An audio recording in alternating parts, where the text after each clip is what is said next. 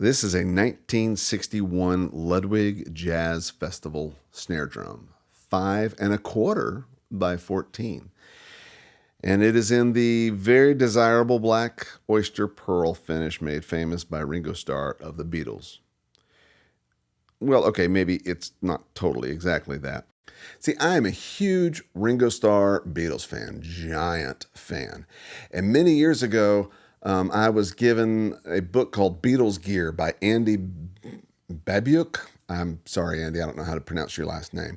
But it's a fascinating book that goes through all of the gear that the Beatles have from the time each of them started playing an instrument to the breakup of the band. And I just got to thinking, man, I really want to get a Ludwig Jazz Festival snare drum in Black Oyster Pearl. So I looked up that online to see, and wow. First of all, Ludwig Jazz Festivals are just popular drums anyway. Not terribly inexpensive, not horribly expensive, but a lot more so than the Pioneer, which is the 6-lug version of the exact same thing. So you got an 8-lug Jazz Festival, 6-lug Pioneer, same shell, same hardware, same everything, just one's got more lugs.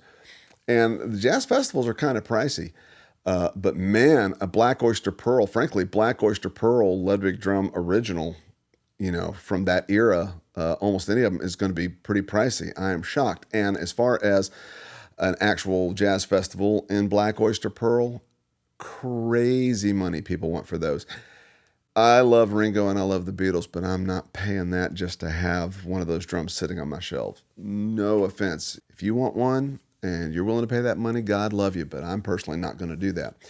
So I decided to take a different path. So a couple of years ago, I bought a Ludwig Pioneer, which is, like I said, the 6-lug version of the Jazz Festival. This one was a Duco drum that the previous owner had sanded down, so the maple outer ply was showing. In fact, they sanded it down without taking off the badge, so they garfed the badge all up, and you can see a little bit of paint around the edge of that badge still.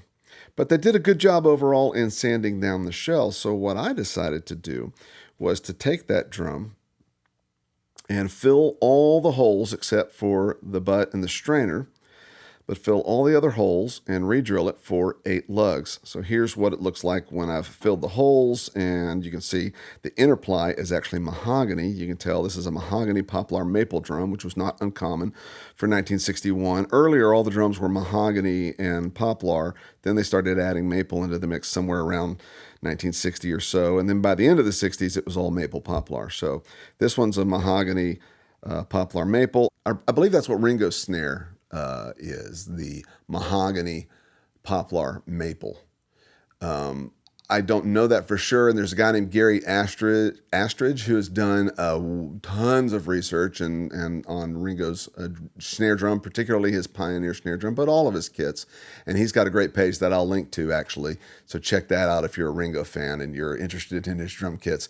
But getting back to the drum, I filled all the holes. And then as you can see here, these are marks for the snare beds. It was much wider on one side than it was on the other. So it was uneven, and they were not particularly symmetrical either, relative either to each other or to the center of the butt or the strainer. So I evened that out, and so here I am about 10 months later, having painted the inside of the drum. I got some paint from little sample from Home Depot, the little 8-ounce or whatever sample size, which is more than what I needed to paint the inside of this drum. So I'm showing that to you here. Got all the holes filled, and the snare bed is all nice and even as well. It's symmetrical on both sides, so I got that evened out. I didn't make it any deeper because it was deep enough, but I did widen it, so that actually makes it a little bit more useful. And then I got this Canopus muffler, which is identical in appearance to the Ludwig baseball bat muffler, but it's got 3 detents, so it doesn't loosen under playing. You've got 3 different positions, and it stays. And then because the old badge was garfed up, I got a reproduction badge to put on it. Pre-serial number, which is appropriate for a 1961 drum. This drum was dated 1961. And here's the only footage I have of the drum being assembled over at John Zoog's Dallas Drum. He did the wrap for me using Precision Drum Company's vintage Oyster Black Pearl. I've heard some people kind of poo-poo it and say, oh, it's not like the original. It probably isn't, but it looks really freaking cool, and I'm very, very happy with it. And I didn't have the brains to actually roll the footage while he was doing all the other stuff to it. So I only got that last little bit where we're putting the muffler on.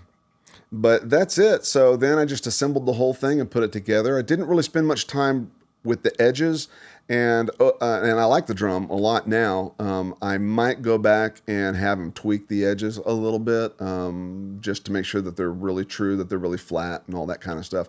But I wanted to leave the drum in as much original condition as I could, other than the fact that I filled all the holes and drilled all new holes to put the hardware, to make it an 8-lug drum. But now it is a jazz festival, and one cool thing about it that I'm very, very happy about is the fact that, jazz festivals were originally 5 inches, or they were marketed as being 5 inches deep. But Ringo's is actually, if you go read the page that I linked to below, his is actually 5.5 inches deep, which was not unusual to have anything from 5 to 5.5 inches deep during that time period. I don't know if it was a matter of quality control at Ludwig, or if it was a matter of coming out of one model, which was the Barrett Deems snare drum, apparently, that became the Jazz Festival after Barrett went over, I guess, to Slingerland or some other company anyway. And so they continued it as the Jazz Festival, and they eventually made it from 5.5 inches deep, which it was originally, to 5 inches deep. So there's some cross-pollination there. You get some different variations, but my drum is actually 5.25 inches deep. So it's deeper than a 5-inch Jazz Festival. Not quite as deep as Ringo's, but it's close enough, and I'm very, very happy with it. I put an Aquarian American Vintage head on the batter because it's their sort of take on the calfskin sound, which Ringo's drum had calfskin the entire time that he was with the Beatles. And that was the only drum he ever used. He got several snare drums from Ludwig over the years that he was with the Beatles, but that apparently is the only drum that's ever been documented for use on pretty much everything that he ever played on, both live and in the studio. That first Jazz Festival was his drum throughout the whole of the Beatles' career, including when he got the Maple Thermogloss kit in 1967 that he used on the White Album and Abbey Road and, Let It Be, those sessions. So I built myself a Jazz Festival, and I'll give you a little taste. Thanks for watching.